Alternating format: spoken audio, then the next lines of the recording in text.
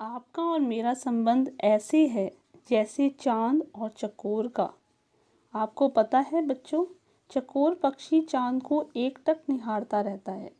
इसी प्रकार रैदास जी भी कहते हैं कि हे ईश्वर, आप मेरे चांद हैं और मैं चकोर हूँ, और मैं आपकी भक्ति के लिए, आपको पाने के लिए रात दिन आपको देखा करता हूँ। आगे रैदास जी कहते हैं, प्रभु जी तुम दीपक हम बाती, जाकी जोत बरे दिन राती। प्रभु जी तुम दीपक हम बाती, अर्थात हे ईश्वर आप दीपक हैं और मैं उसकी बाती हूँ। जिस प्रकार बाती दीपक में रात दिन जला करती है, उसी प्रकार आपके नाम की लौ मेरे हृदय में लगातार जला करती है। वे कहते हैं आपके प्रकाश से मेरे हृदय का अंधकार दूर हो गया है, मुझे ज्ञान की रोशनी मिल गई है। मेरे मन मंदिर में आपके नाम की लौ लगातार जल रही है।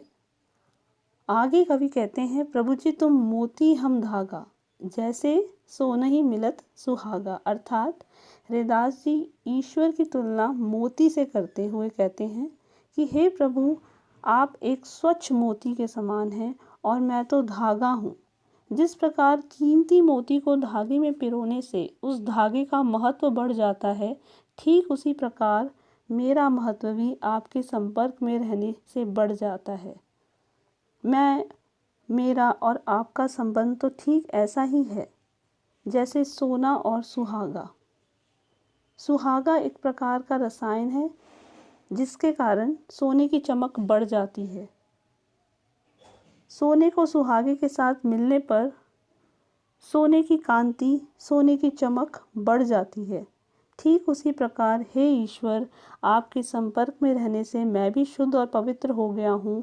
आगे रैदास जी कहते हैं, प्रभु जी तुम स्वामी हम दासा, ऐसी भक्ति करे रैदासा। अर्थात मैं भक्त रैदास ऐसी भक्ति करता हूँ जैसे स्वामी और दास की भक्ति है।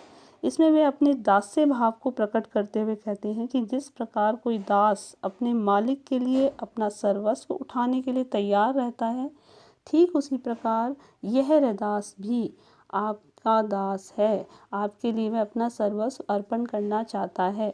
बच्चों, इस पद्यांश में उन्होंने अपनी दास्य भावना को प्रकट किया है।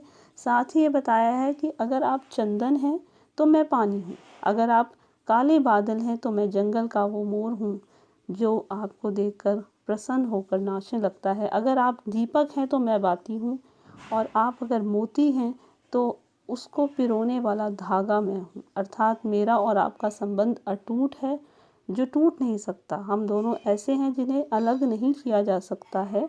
अर्थात ईश्वर भक्त के अंदर रहते हैं, उन दोनों का अटूट संबंध होता है।